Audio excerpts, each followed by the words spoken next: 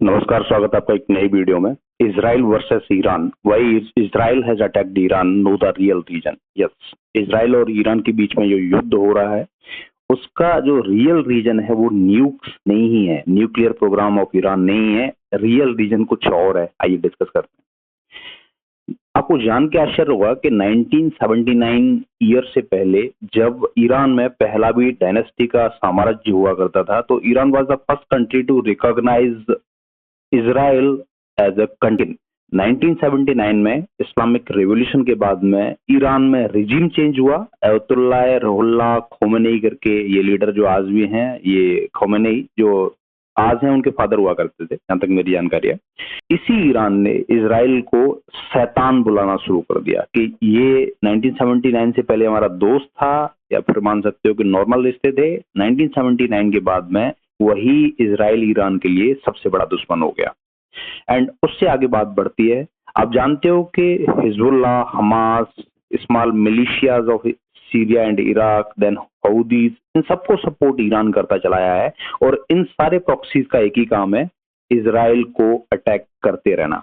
Okay, तो धीरे धीरे क्या हुआ, इजराइल को समझ ये आ गया कि बजाय गाजा में हमास से लड़ूं, लेबनान में हिजबुल्लाह से लड़ूं या हौदी से लड़ूं, इनसे लड़ने से रेगुलर कोई फायदा नहीं है। उस आदमी से, उस कंट्री से ही लड़ा जाए जो इनको रेगुलर सपोर्ट दे रहा है। एंड सपोर्ट कौन दे रहा है? ईरान दे रहा है। तो this is the real reason behind Israel and Iran conflict right now. इन मिलिशियाज को खत्म ना करके या फिर इसके सोर्स को ही खत्म कर देना, जहां से इनको हेल्प मिल रही है। ठीक है, ये है रियल रीजन इजराइल और ईरान वॉर का।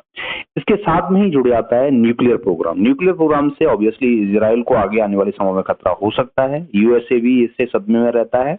देन उन्होंने न्यूक्लियर प्रोग्राम की आड़ लेके, अब पिक्चर में देख सकते हो, न्यूक्लियर प्रोग्राम से रिलेटेड जो शहर हैं, सिटीज हैं ईरान के, वो दर्शाए गए हैं। तो इसकी आड़ लेके, रियल रीजन की आड़ लेके इन्होंने न्यूक्लियर प्रोग्राम को अटैक करना शुरू कर दिया। ओके, एंड ऑब्वियसली इजराइल ये सब कैसे कर पाया है? क्योंकि यूएसए का उसको खुला सपोर्ट है।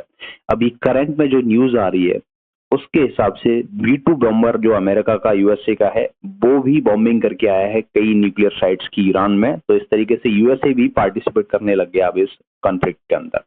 कैजुअलिटीज दोनों तरफ से हुई हैं ऑब्वियसली, बट ईरान थोड़ा सा लैग कर रहा है क्योंकि उसके पास में उतनी मशीनरी या फिर वॉर के लिए जो साधन होने चाहिए वो नहीं है। So that's all about the real reason behind Israel and Iran conflict.